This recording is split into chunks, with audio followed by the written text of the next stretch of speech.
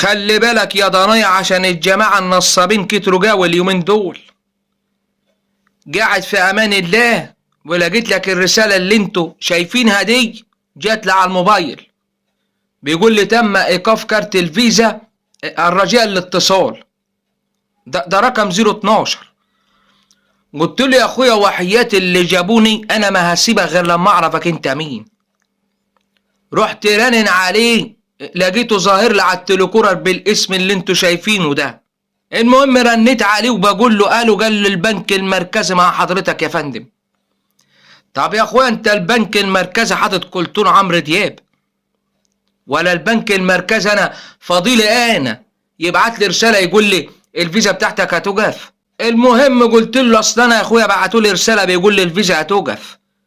اعمل ايه انا؟ ما انا دلوقتي هو عمل نفسه عبيط، رحت لبسته الجلابيه تاني عشان يبقى شكله شياكه برضه.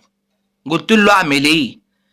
قال لي حضرتك احنا بس بنعمل تحديث للبيانات وعايزين بيانات من حضرتك. طب انت يا اخويا لو عايز تعمل لي تحديث انا اعمل للي مشغلك ابديت وانا في البيت. الباشا كان عايز ياخد مني الرقم بتاع الفيزا، فاهمين انتوا، عشان ياخد الفلوس اللي جواها.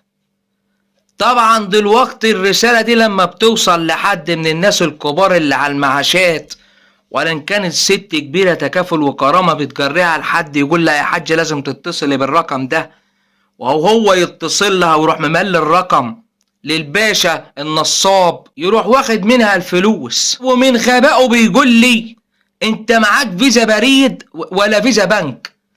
طب انت يا اخويا بنك مركزي زي ما بتقول وقاعد على السيستم، مش عارف انا معايا فيزا ايه؟ الجماعه دول عباره عن شويه نصابين قاعدين مع بعضيهم وبينجوا شويه ارقام كده عشوائيه ويبعتوا لهم الرساله دي.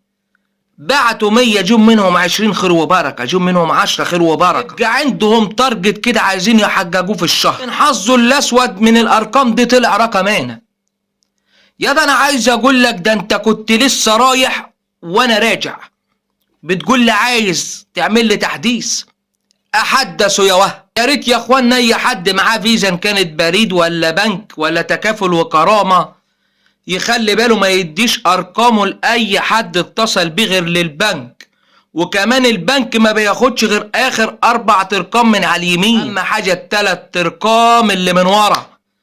اوعى تديله ال3 ارقام اللي من ورا حتى لو كان البنك نفسه. يا ريت الناس تقدر تعمل شير كتير للفيديو ده عشان خاطر الناس بتوع المعاشات الكبيره اللي في السن ولا الناس بتوع تكافل وكرامه اللي بيتصلوا بيهم يقول لك انا هبعت لكم هديه قال 500 جنيه و1000 جنيه اديني الرقم بتاع الفيزا. كنت عايز اقول لك حاجه يا واد قبل ما اقفل يا واد.